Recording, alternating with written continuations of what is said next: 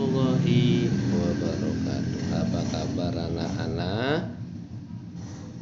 Tentu kalian semua dalam keadaan sehat walafiat, bukan? Hari ini kita akan melanjutkan pelajaran kita, pelajaran yang keempat, pembelajaran yang keempat di tema 5 subtema 1. Namun sebelumnya mari kita berdoa terlebih dahulu. Berdoa mulai. Berdoa selesai. Hari ini adalah hari Minggu. Keluarga Beni duduk di teras rumah. Tiba-tiba Beni membaca puisi.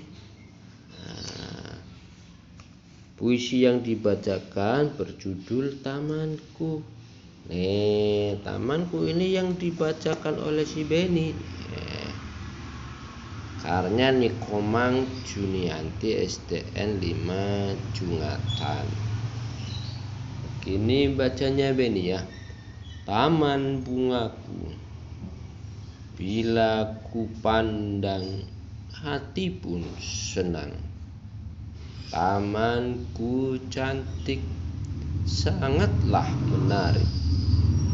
Taman bungaku, berserilah selalu. Jangan pernah kau layu, karena aku akan bersedih seduh. Oh, angin dari segala rindu, sebarlah harum bungaku ke segala penjuru.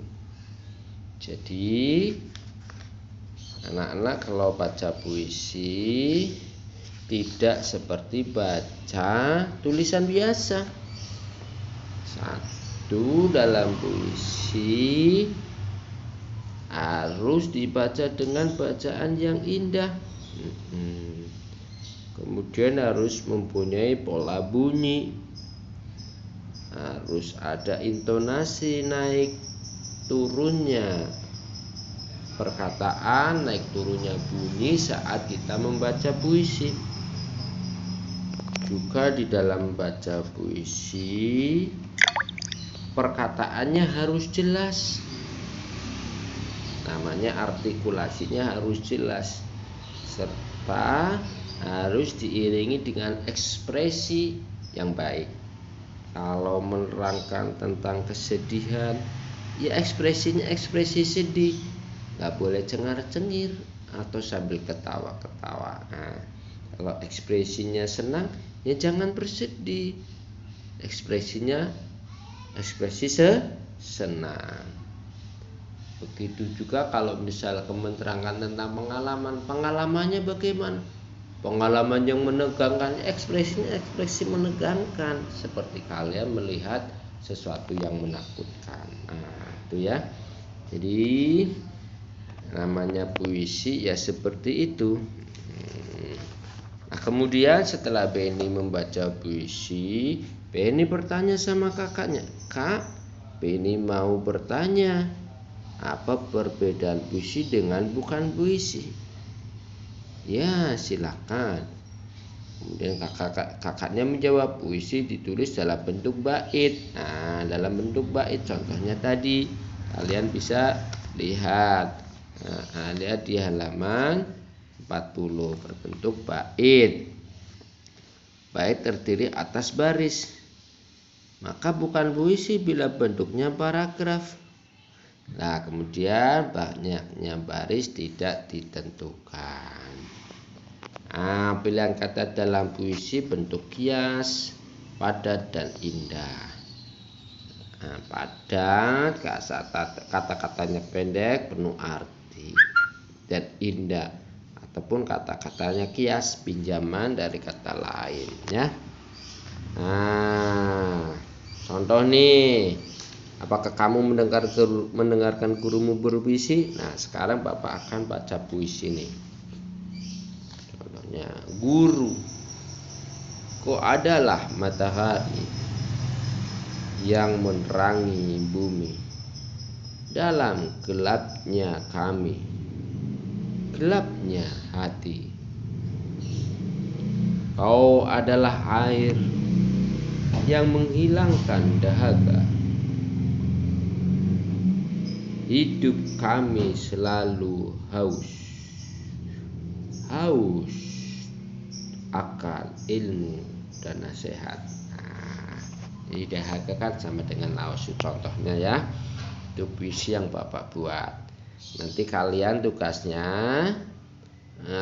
membuat puisi atau menulis puisi dan membacanya. Kalian bisa kirim video. Ingat ya, dalam membaca puisi harus penuh ekspresi. Sedih, ekspresinya sedih, intonasinya naik turunnya juga bagus kayak tadi ya. Guru, kau adalah matahari yang menerangi bumi. Dalam gelapnya kami, gelapnya hati, kau adalah air yang menghilangkan dahaga. Hidup kami penuh dengan dahaga. Dahaga akan ilmu dan nasihat. Contohnya seperti itu. Nanti kalian tadi contoh apa tugasnya tahu kan? Membaca puisi, menulis puisi, dan membacanya dengan penuh ekspresi pakai video. Nanti bisa divideokan sama mama ya, atau papa atau kakak. Nah, sekarang dalam puisi kan mengandung beberapa kata. Katanya itu kata yang padat dan indah, juga yang berarti. Nah, di sini kita akan diskusikan yuk makna kata-kata yang ada. Ini cangkul. Cangkul itu satu alat yang digunakan untuk menggali tanah, ya, mencangkul, ya.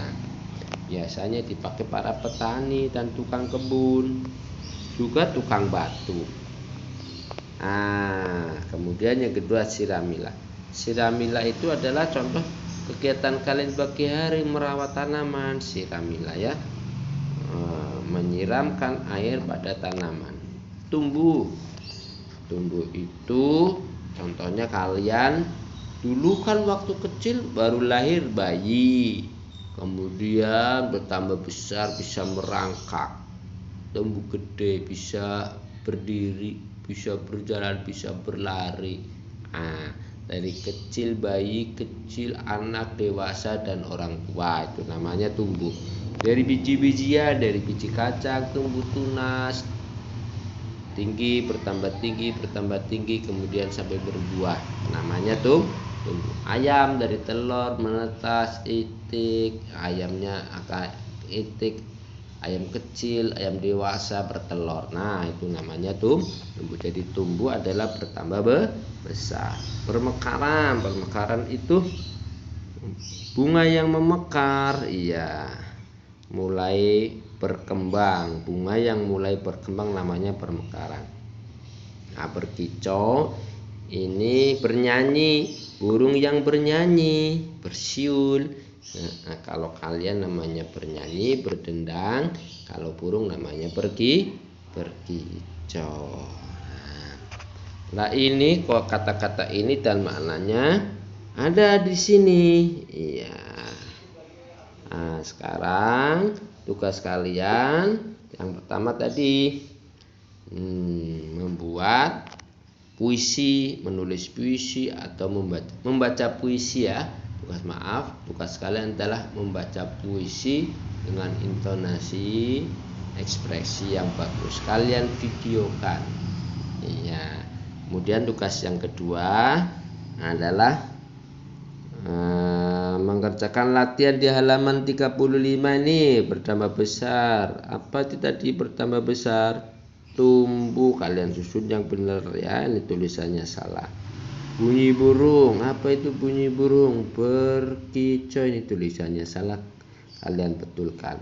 Mulai berkembang dan menjadi terbuka. Bermekaran, ya, mencurahkan air, menyirami, alat untuk menggali dan mengetuk tanah, cangkul. Ya, jadi tugas kalian hari ini ada dua. Satu, membaca puisi dengan kirim video dan menulis kembali kata-kata ini yang berserakan, yang tidak benar menjadi benar, kemudian sambil melihat arti di sampingnya. Pertama besar, namanya tumbuh. Ini tulisannya pada salah nih, ngacak nih, kamu betulkan ya. Nah, untuk pelajaran kita pada pagi hari ini cukup sekian. Kita sudahi dengan membaca doa bersama. Alhamdulillahirrahmanirrahim. Ingat pesan-pesan, jaga kesehatan, hindari kerumunan tetap ya, dan gunakan masker saat bepergian serta cuci tangan setelah bersalaman sama orang lain. Assalamualaikum warahmatullahi wabarakatuh.